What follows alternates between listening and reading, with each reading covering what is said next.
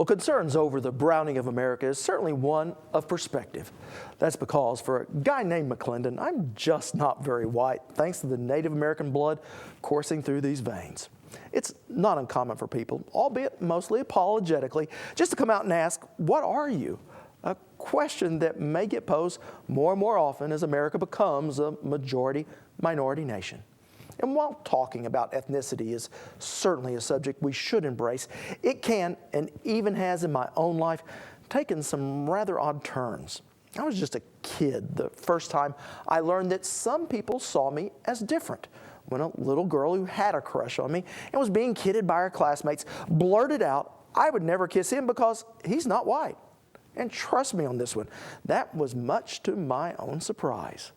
Now, later in life, when I was starting my television career, I did have my share of rejection letters because I did not have what they called the right look. But it was after 9/11, when I was standing in my underwear behind a curtain in Francis Charles de Gaulle Airport getting interrogated, that it became painfully obvious that being browner is not always better. If you would, meet my daughter Tiffany. With her bright red hair and fair complexion, we do make a rather unique family portrait. A few years back, she was helping me lay sod in the backyard when we ran out, so we jumped in the truck covered in dirt to go pick up some more. On our way back, I made a wide turn because of the heavy load, and lo and behold, I get pulled over for turning into the outside lane. Guilty as charged. But it was when the officer began questioning the relationship between my red-headed daughter and me, the conversation began to feel racist. Ever since then, I've been skeptical of recently passed laws in some states that turn law enforcement into immigration control, that just by the color of someone's skin, we try to determine their citizenship. Like any change in society, there will be certainly growing pains with this browning of America. But here is why I'm optimistic. Despite what you may have heard in some recent political campaigns, our culture is one of inclusion, and it's that diversity of thought that is one of America's greatest strengths.